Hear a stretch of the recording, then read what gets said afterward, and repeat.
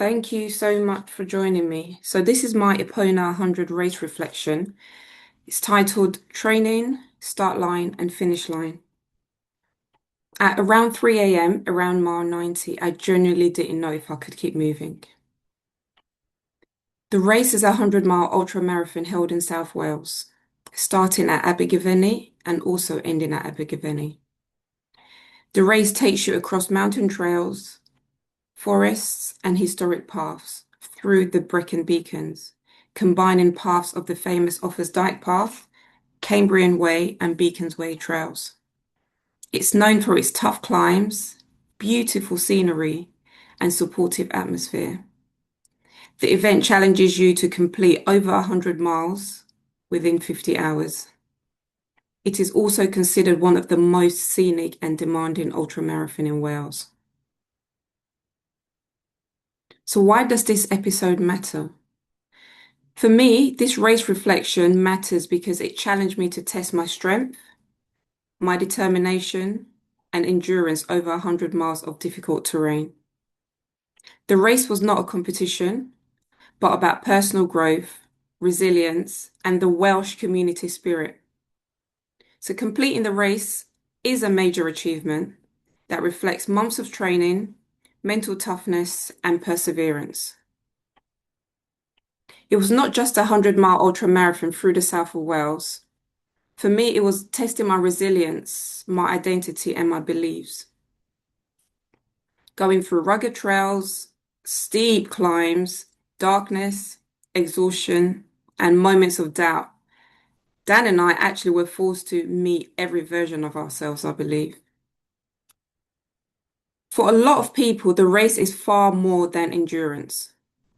It became a journey of proving that ordinary people can do extraordinary things when you keep moving forward one step at a time. This is why races like Epona 100 matters to the trail running community and to platforms like Voices from the Trail, which is my Substack, and The Quiet Miles, which is the podcast. This platform creates spaces for stories that are often unseen, stories of women finding confidence on remote trails, runners overcoming fear, people rebuilding themselves through movement and communities, supporting one another through struggles and triumph alike. In ultra running, nobody finishes untouched. The mountains strip away your ego and leave honesty behind. Epona 100 asks you to dig deeper and deeper than your physical strength into grit, vulnerability, patience, and a lot of purpose. Personally, the meaning of Epona really aligns closely with the idea of amplifying voices that deserve to be heard. Every runner arrives at the start line carrying something personal, whether that's grief, hope, recovery, ambition, fear, or just the need to feel free again. The finish line becomes more than an achievement. It becomes proof that persistence matters, community matters, and that every story on the trail deserves space to exist. So why did I sign up for Epona 100? For me, it's because it represented more than a race. It was an opportunity to step into discomfort, face uncertainty, and discover strength through movement and community. As someone who uses my Substack page, Voices from the Trail, to amplify honest stories from the running world, the race itself reflects the same spirit. Ordinary people doing extraordinary things in difficult conditions. The race was not about perfection or podiums.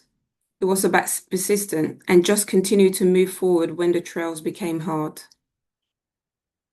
For me, taking on my first 100-mile ultra was also about representation, to show that women belong in endurance spaces, on remote trails, and at the start line of intimidating challenges. Signing up was an act of belief, belief in growth, in community, and in the power of telling authentic stories from the trail. The mountains offer way more than scenery. They create space for reflection, a lot of reflection, resilience, and transformation. Through the highs and lows of training and racing, this journey became part of a wider mission behind my Substack trail. Sorry, I just lost my chain of thought. To celebrate every single struggle, every finish line, and every voice that deserves to be heard. So when we think about fear and excitement, running 100 miles was never about speed or fitness. It really was about a journey about discovering how far I can push myself and test my mental resilience. And actually listen to the words of one of my favorite humans, Kipchoge, when he says, "No human is limited."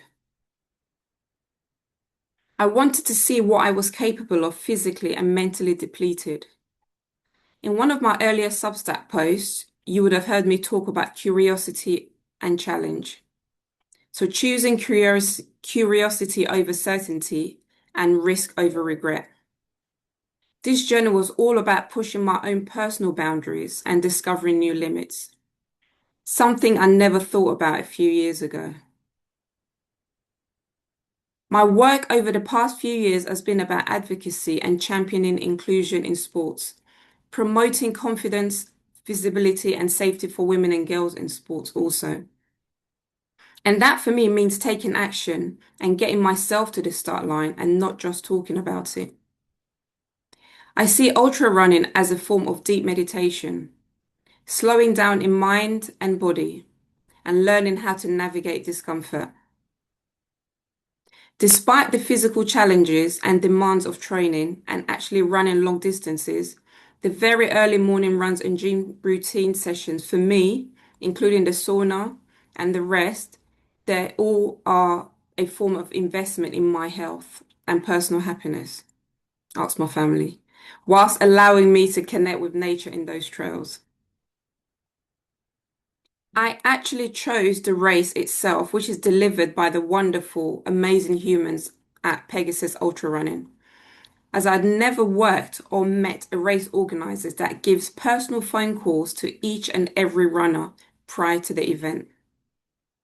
The caring nature of the race directors and the Pegasus family that Reese and Keris and my little Nye have created is next to none. I first met them when they invited me to be a guest race director in 2024 as part of their mission to increase in female participation. I knew that running 100 miles was never going to be easy, but I also knew 100% that I was going to be well looked after, so I took the chance. What I hoped to learn was how much I could stay focused and push through any pain barrier or negative mindset when shit hits the fan, literally. I knew it was going to be hard and I knew the elevation was monstrous, but I just never really realized how much there was going to be suffering, and there was a lot of it. In the build up to my training, I wrote a few Substack posts, which I will provide the link to in this post as well. Preparing for the race itself meant committing to a 16-week training block, whilst actually recognizing that the journey had already begun long before this official plan started.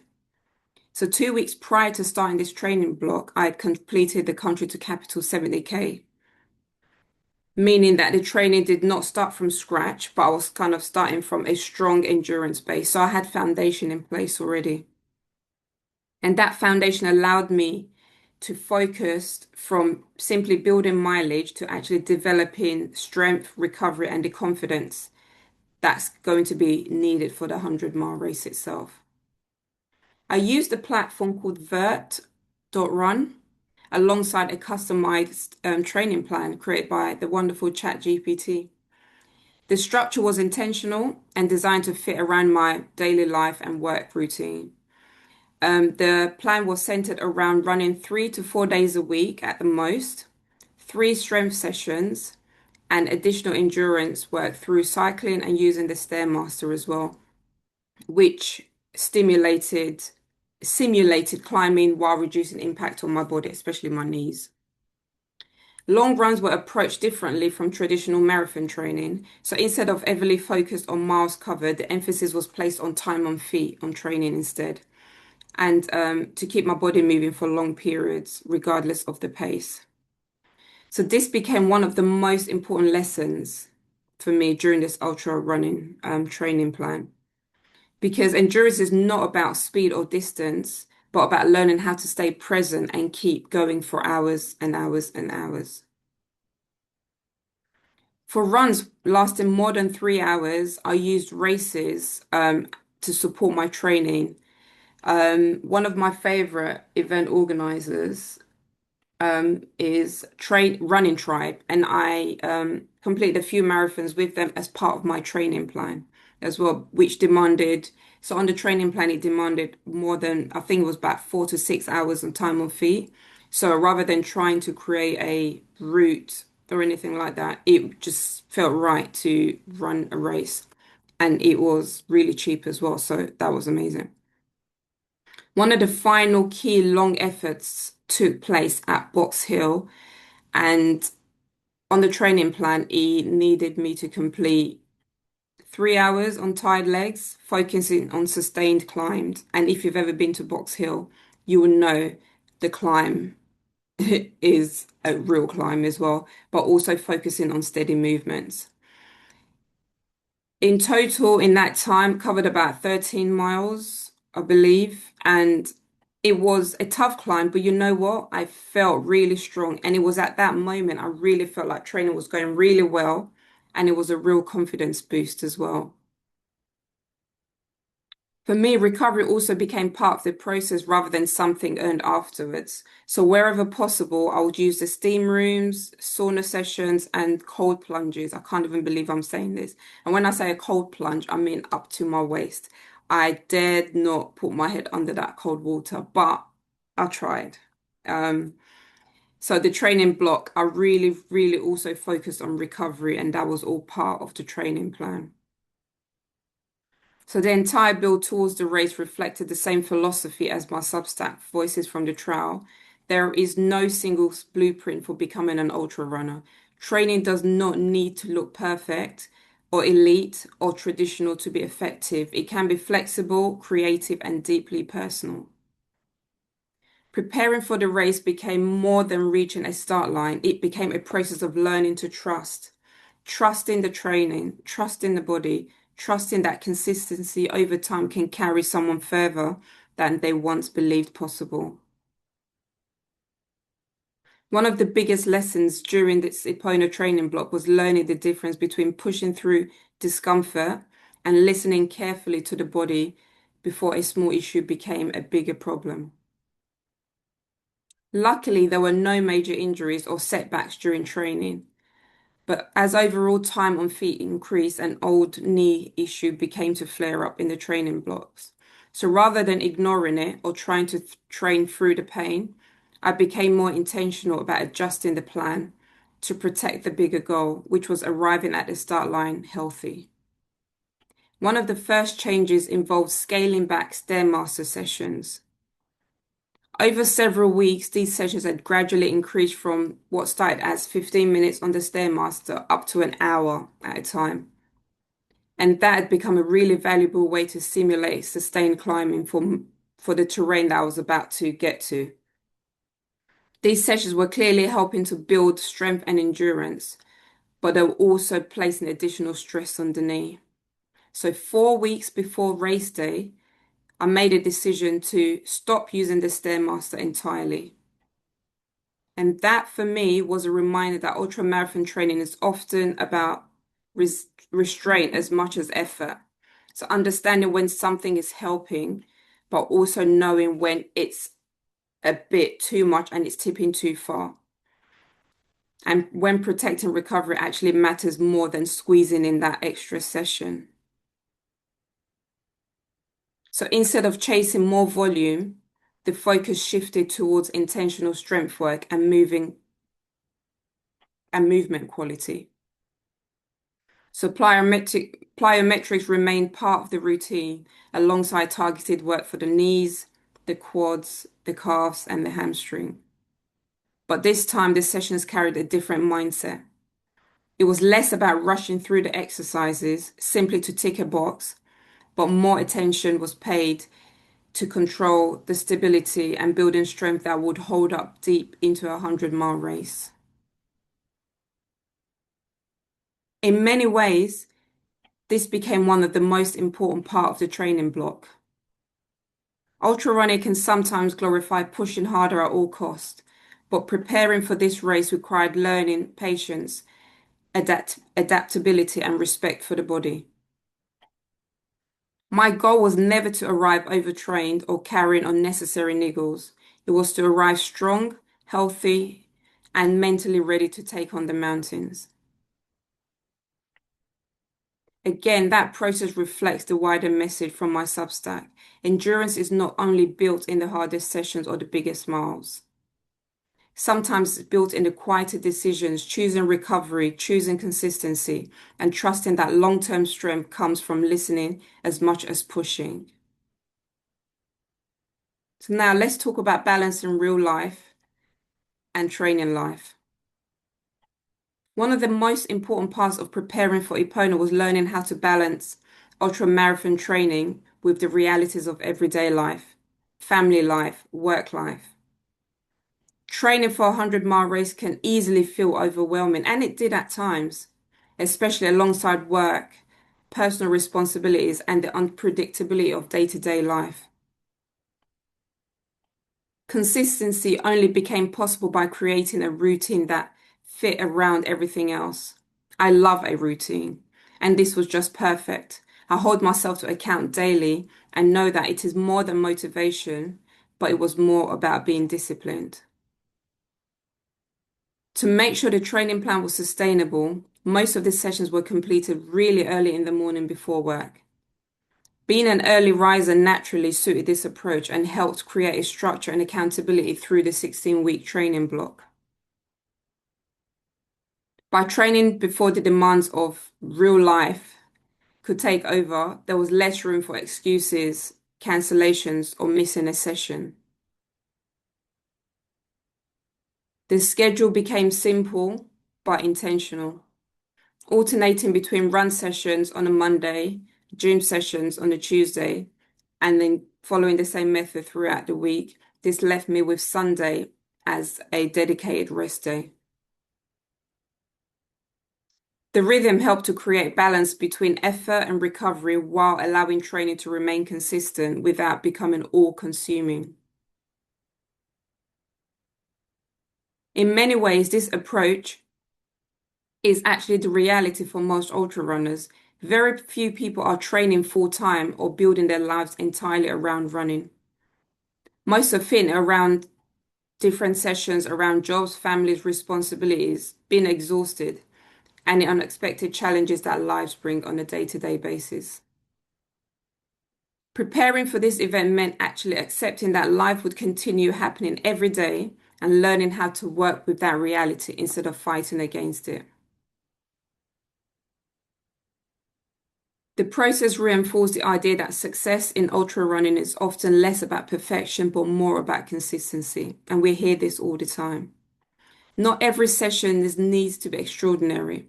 What matters the most is about showing up repeatedly, even on ordinary mornings, when your motivation is low, when it's raining, when it's snowing, when it's cold, when it's wet, and when everything sometimes feel almost too much, but just making that promise to yourself that this is what you are going to do. The early mornings became more than training miles or gym sessions. For me, there were moments of discipline and routine and self-belief in a small investment made quietly before the whole world actually really woke up. And over time, those consistent mornings slowly built the foundation needed to take on this challenge. So now let's talk about nutrition. Nutrition became one of the most important part of preparing for this event. And every long run was used as an opportunity to practice, refine, and understand what would work over extreme distances. So rather than leaving fueling to chance on race day, never do that. I treated every training session as a live experiment, testing not just what worked physically, but what could realistically be sustained over many hours of running. The core of the fueling strategy centered around consistency, so eating little and often instead of waiting for hunger or fatigue to appear. My main go-to fuel was Voom nutrition, taken regularly every 30 minutes to provide a steady flow of carbohydrates and energy during those long runs. Alongside this, there was a mixture of real food options as well to test, and this can easily be anything that you prefer to eat in small quantities, something that you have tried before as well. We all know that during races, often you do not feel hungry, but by the time you do, it's almost too late. So it's better to be consistent, and if it's every 30 minutes, you're taking something every 45 minutes. Small, little, and often.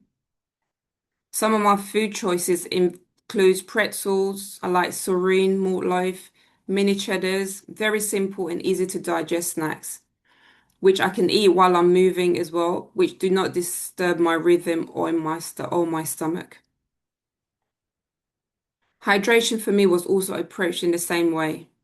Steady, intentional. So rather than large amounts of water at once, I sipped water little and often throughout each run, adding electrolytes into my bottle to support that hydration balance, especially during those longer runs where I sweat ridiculously to a point where there's literally just salt circled around my face, often on my hands as well, in my elbows as well.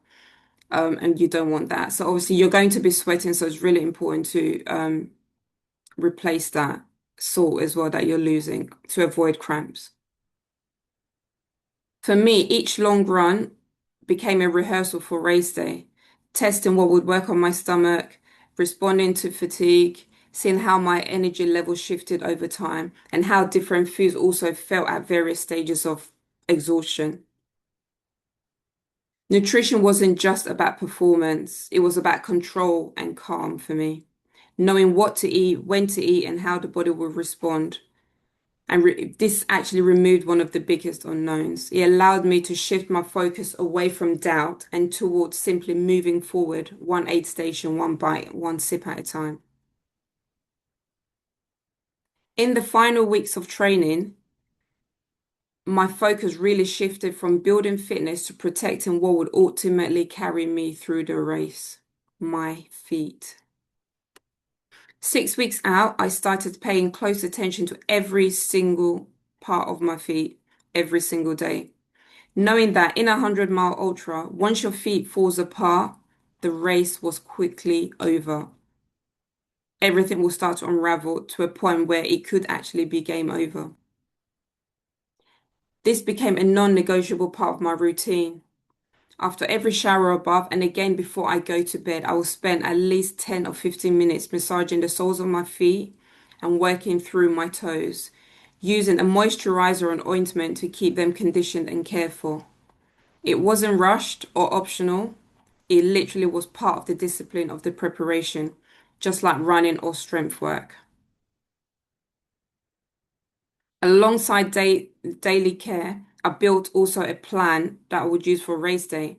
So at every checkpoint, I would change my socks, clean my feet using the wipes, and reapply a moisturizer before moving on.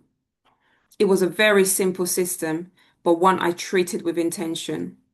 Small details like this can become the difference between continue to move forward and actually being forced to stop. Trust me, my only goal was to finish. I did not care about the time. This approach wasn't about overthinking, it was about respect for the distance ahead.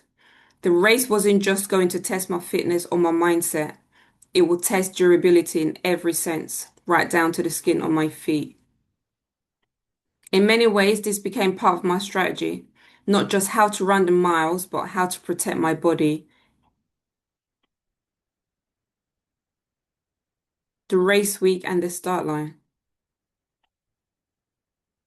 In the final build up to the race, I don't think I really experienced nerves in the traditional sense. I'm already feeling emotional just thinking about it right now. There wasn't panic or doubt about the distance ahead. I knew it was a long way, and I knew there would be pain at some point. And I'd already made an agreement with myself when I signed up, kind of knew what to expect. But what I did notice instead of nerves was something a little more subtle. In the days leading into the race, I started to feel random aches and sensations in my feet and different parts of my body. Nothing specific, nothing that would normally raise concern during training, but enough to make me notice them more than usual. This is something I've experienced before races, before the body becomes hyper aware, almost scanning itself for problems that may not actually be there.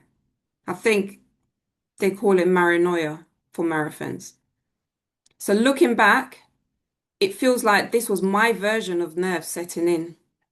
Not fear, but heightened sensitivity. A kind of pre-race noise in your body that shows up when something important is approaching. So instead of trying to overanalyze it, I reminded myself that I had done the work, the training, the structure, the strength, the long runs, the recovery. All of it had already been done. The job now wasn't to question how I felt, but to trust the process that had brought me to the start line. In a strange way, those sensations became part of the preparation too.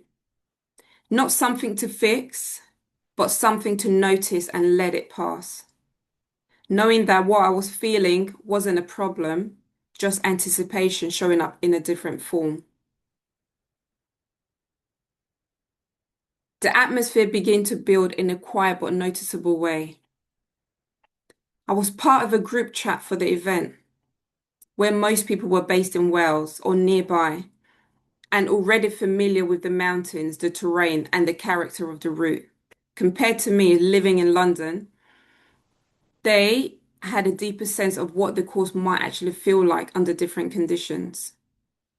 A lot of the conversations in the group centered around the weather towards the event happening.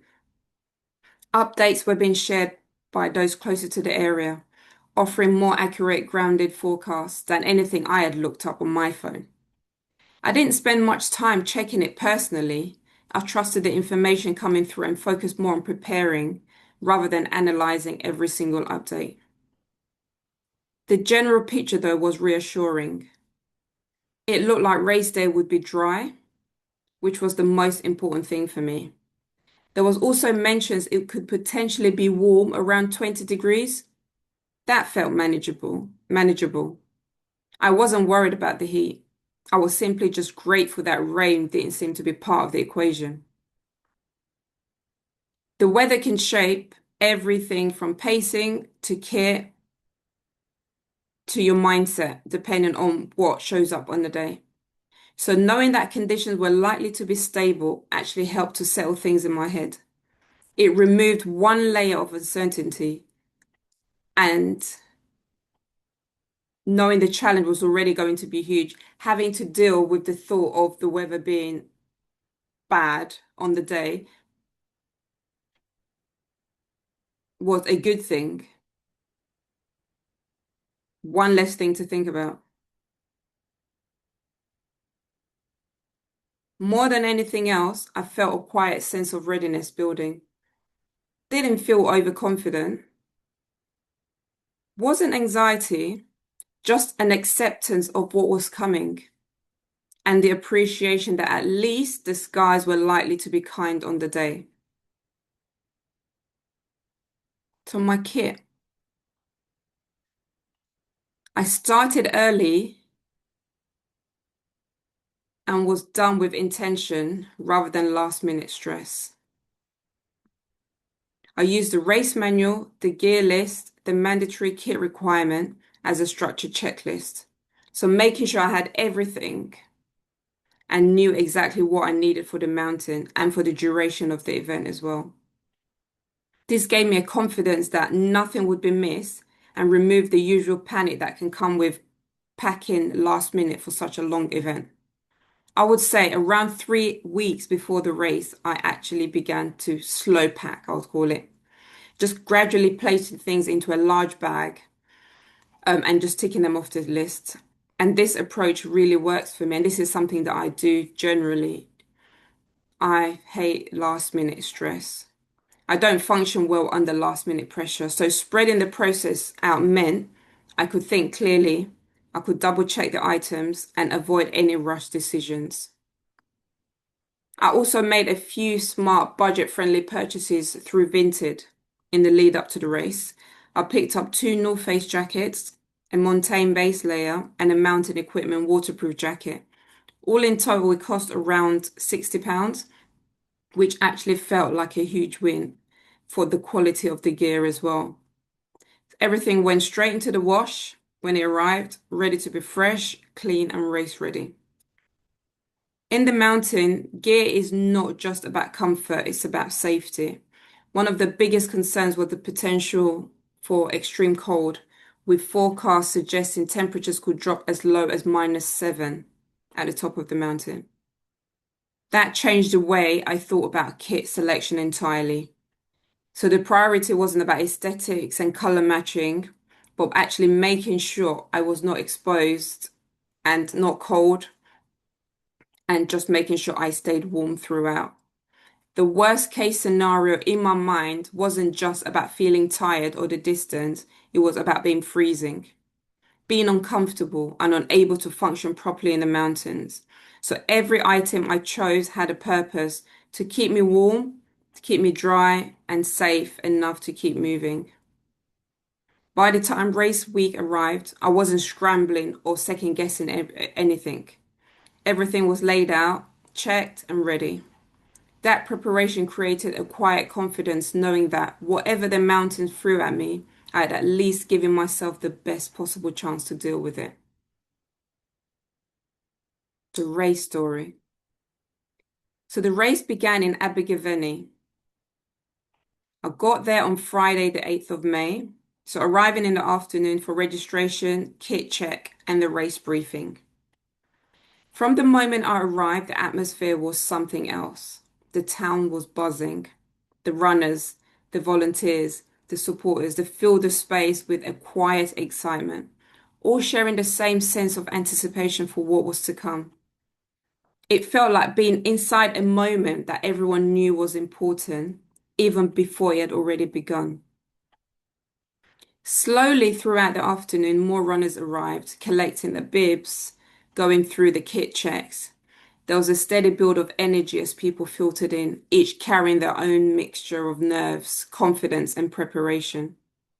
At first, I was taking it all in, enjoying the atmosphere, but as the space became busier and louder, something started to shift internally. It became more overwhelming, and the reality of what I was about to attempt began to settle in. I picked up my bib number, 33, with my name on it. And it was in that moment it felt very real. It wasn't abstract anymore. Not something I was training for in the future. It was here. I was here. I had to run 100 miles the next day. People kept asking me how I was feeling, and I genuinely didn't have an answer. There wasn't a neat sentence or confidence response I could give them. At one point, I even said I just wanted to go home, half joking, half not. It was one of those moments where the scale of what I was about to do hit me all at once, and words just couldn't catch up. At one point, I just got up and walked out to the shopping center across the street, as it was all too much. I started questioning myself as I saw other people coming in, looking at their kit, looking at their bag, wondering if I had packed enough clothing. Did I have the right jacket? Did I have enough snacks? Did I pack my cream? Beneath the overwhelm, though, there was also acceptance. I had done all the training. I had prepared as best as I could. All that was left was to step into it. The course was broken down into 7 checkpoints across the mountains and trails of South Wales. each one becoming its own small milestone within the larger journey of reaching 100 miles. The checkpoints are more than places to refuel, they became emotional reset points, moments to regroup, reassess, and keep moving forward. The volunteers were 10-10, just out of this world, always welcoming you with open arms, a smile, a hug, food, and all the positive vibes you need to get you to the next checkpoint. I could not have asked for anything more. Crickhow. The first checkpoint arrived. This was at 18 miles. While the race was still fresh and exciting, legs were moving well, energy was high, and the reality of the distance ahead still hadn't really fully set in. I was running with the amazing Dan, he likes to be called, who in fact was celebrating his amazing stag do at this event. We were all lucky to be called Dan, and I actually still have my Dan sticker. Don't know if you can see it. My Dan sticker with me. Loved it. At this checkpoint, we had access to also our bag drop, so we could take out anything we needed, as we would not have access to it again until checkpoints 4, 5, and 7. By this stage, by the time we reached 30 miles checkpoint 2, the race had started to feel a little bit more serious. The miles were beginning to build, but there was still a sense of rhythm and control. Nutrition, pacing, and staying calm became increasingly important.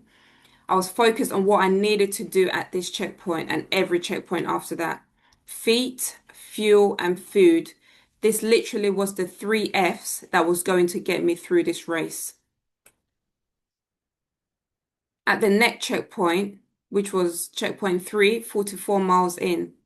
So crossing beyond 40 miles felt really significant mentally. The course was already demanding and the mountains were beginning to take its toll physically. Reaching this point also reinforced that the training was working and the body was holding up. The stag do was in full force and absolutely loved running with the lads. Having support on this journey meant the world to me. It made every climb so far as enjoyable as climbing a mountain could be. The sing-alongs, the milestone celebrations recorded by Dan. So every 10, when we reached 10%, he would record it and share it, 20%, 30%, and so on. The pub visits, we visited two pubs along the route, actually sat down, had a drink. All of this made it feel as enjoyable as running 100 miles could be, and I'm forever grateful. The next two check miles were the sleep stations, so checkpoint, not check miles, checkpoint 4 and checkpoint 5. These were official sleep stations, so at this point it would have been mile 53 and mile 66. 53 miles in, this checkpoint really felt like a major turning point in the race, knowing that there was an official sleep station highlighted just how long and relentless a 100-mile race could be. The tiredness was building, but there was also determination, knowing that we had done more than 50% of the run already. Dan and I decided that we were not going to have an actual sleep at the sleep station at this point, but we would just keep moving forward. We decided to take a 10-minute nap at the top of a mountain at night when we really needed it, as we were both starting to fall asleep. We set a quick alarm for 10 minutes, turned off the head torch, laid down and slept.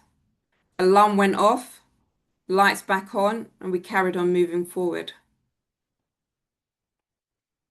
At the next sleep station, which we would have hit 66 miles, because we had already been to this checkpoint already, we just quickly did what we needed to do. It was crazy to think that we were already here and we were now back again. But the great thing was that we'd now covered over 60% of the race, which was a great feeling. We spent a shorter time here and just, for me, I would say the three F's again, feet, fuel, and just keep moving forward as well. And off we went. At mile 77 at the next checkpoint, which was the penultimate checkpoint, the finish line still felt far away despite the huge distance we had already covered. The body was tired. Sleep deprivation was setting in, and the climbing continued to demand everything physically and mentally. At this point, I was most definitely sleep running. The exhaustion just started to take its toll, and knowing I still had a good few hours to go, I just felt like, when will this be over? The climbs were relentless, and the wind at the top of the mountain was brutal. Yes, that was tough going. The lovely She Runs Cardiff ladies were at this checkpoint, and how lovely it was to see all of them, Gruby, AJ, and all the other amazing ladies who were always ever so supportive. And actually, I said to them, it was their fault I had signed up for this event. Exactly a year ago, when I attended the She Runs camp, I was a guest speaker and talked about my running journey and advocacy work I was doing. This then led on to what was next after completing the 100K race to the Stones in 2023.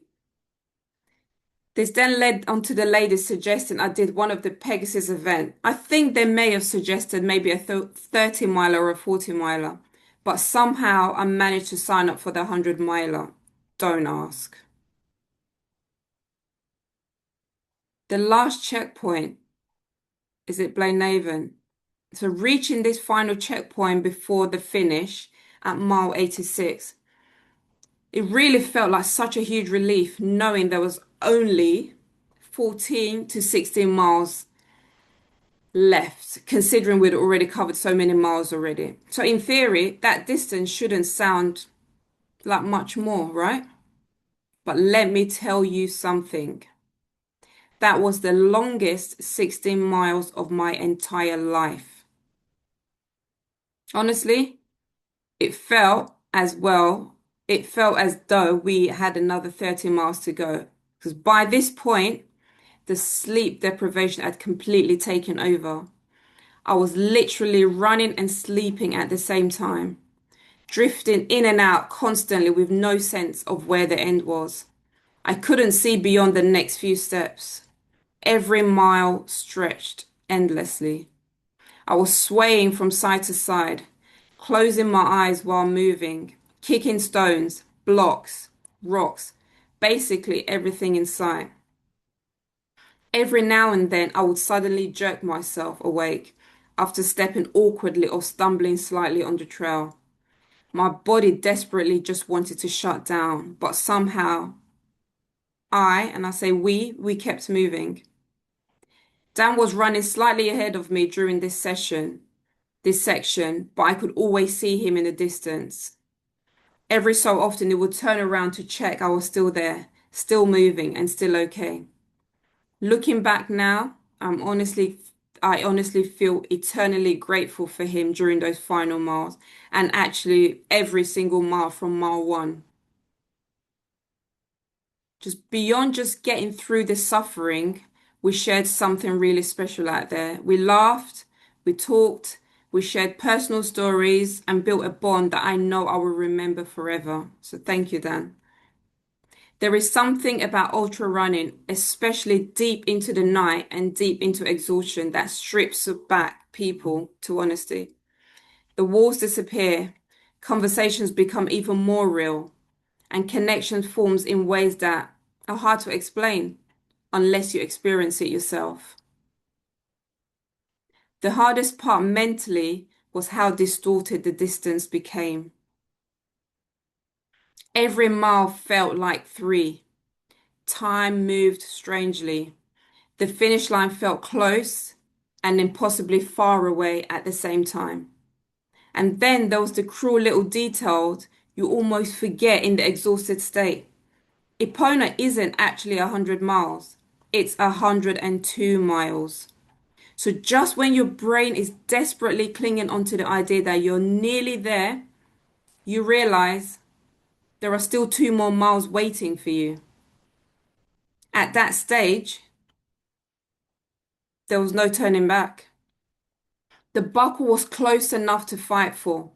No matter how long those final miles felt, it felt forever going. And then when you think you've hit 100 miles, again you remember, actually the course is 102 miles. Getting through the final stages, there was darkness, There was pain. Actually, not so much pain, but there was lots of aches. There was doubt, and I would definitely say I was in survival mode. Somewhere deep within those final miles, the race just stopped feeling like a run, and it just started to feel like pure endurance in its rawest form. The mountains were dark, my body was exhausted, and my mind was fighting to stay present one step at a time. Aches became part of the landscape, not sharp or dramatic, but constant. The kind that settles into your legs, your feet, your shoulders, your entire body after moving for nearly 2 full days without proper sleep. Doubt crept in quietly too. Not necessarily about finishing, but doubt about how much suffering I could handle before the finish line finally appeared. Every climb felt bigger than it probably was. Every mile stretched endlessly. And then there was survival mode, that state ultra runners sometimes reach when the only thing that matters is continually moving forward. No overthinking, no big speeches. At this point, no motivational quotes, just movement, step after step after step. It was messy. It was exhausting. It was emotional and strangely beautiful all at once. Because somewhere inside all that darkness and fatigue was proof that I was still going, still fighting, and still refusing to stop.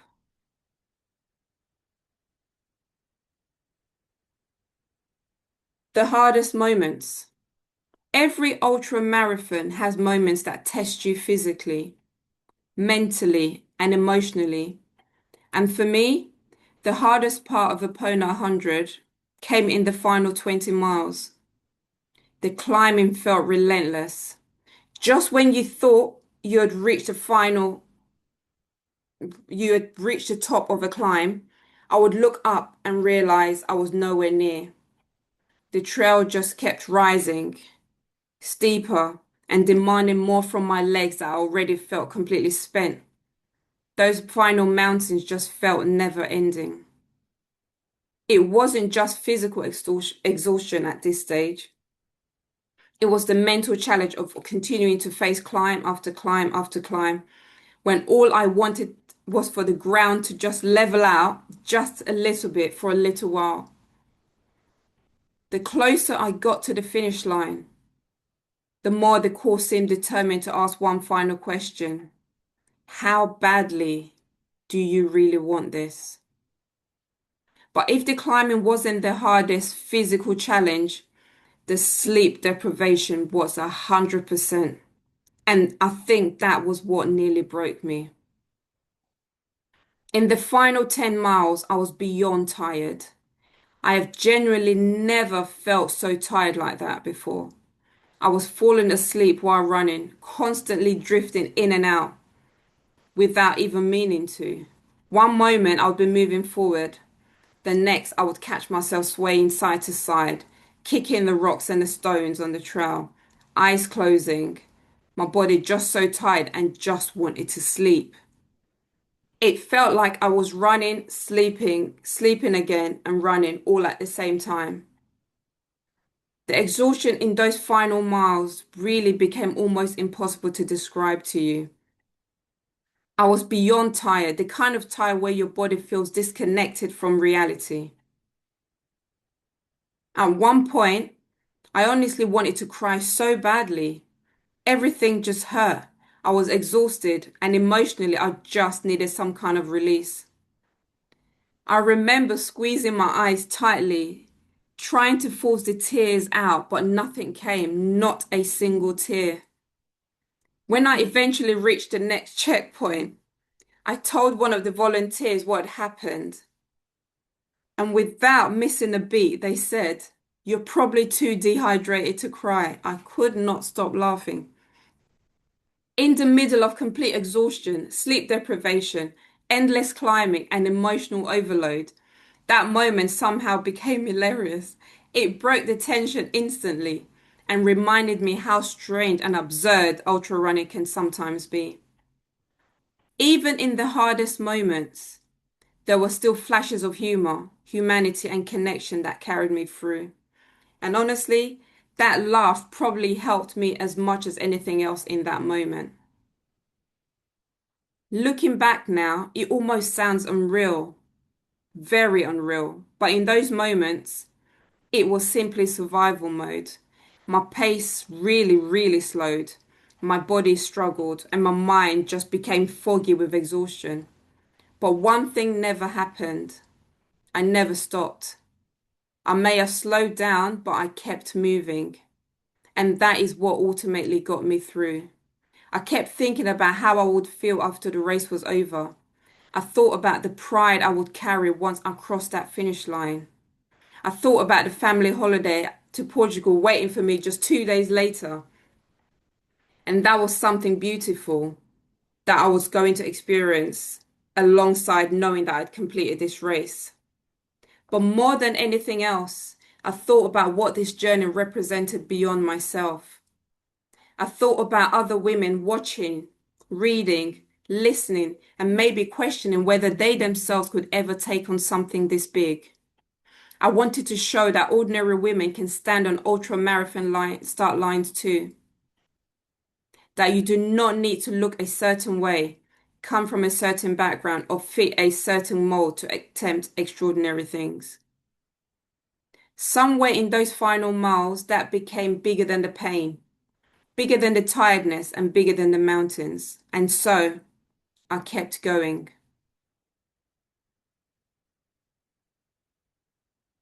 The finish line. Crossing that finish line felt completely unreal. After moving through the mountains for 47 hours, surviving on only 20 minutes of power naps in total, it almost didn't feel real arriving back where it all started 2 days earlier.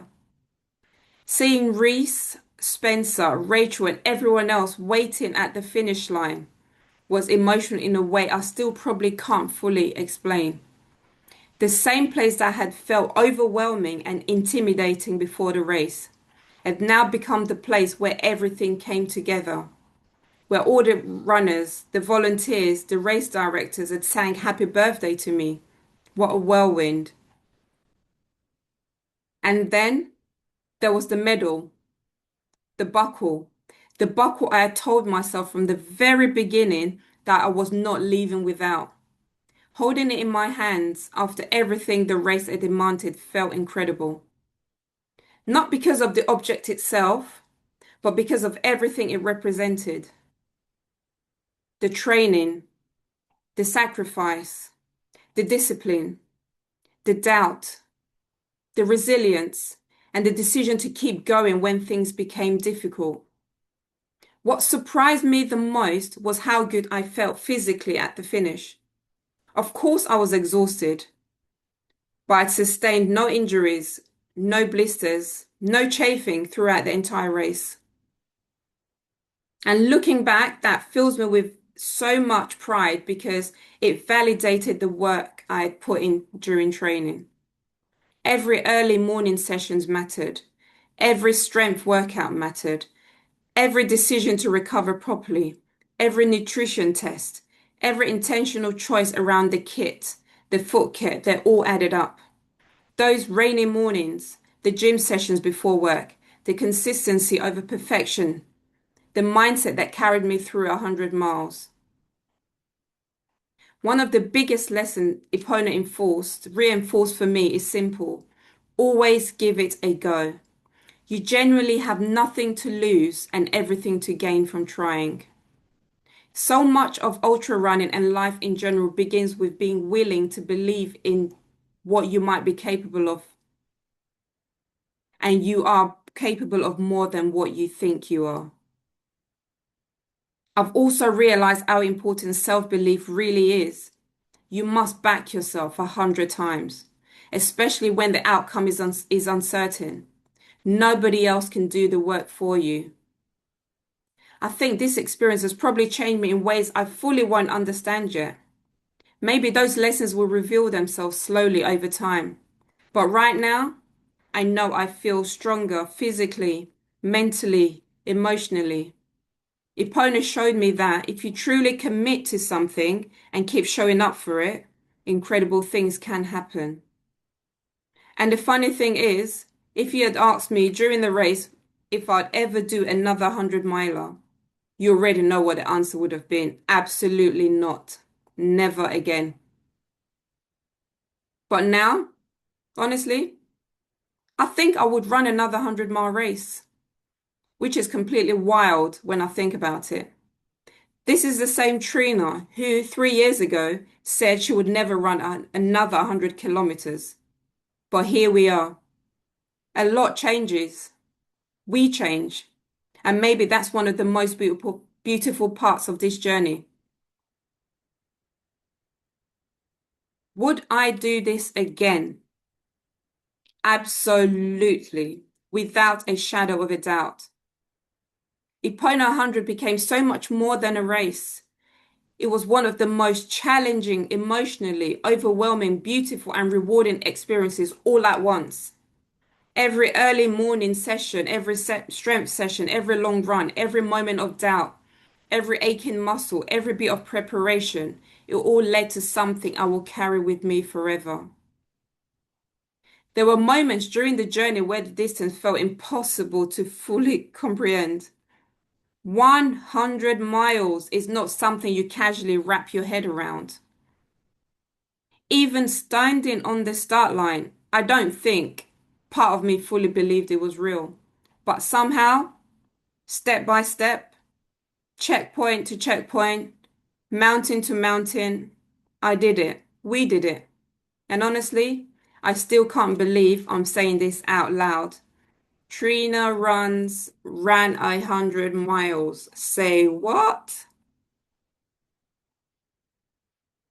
For all the seriousness, discipline and preparation, that is all that is required. There is also something deeply joyful about reaching a moment you once thought belonged to other people. The kind of achievement you admire from a distance, never fully imagining your name attached to it. But here we are.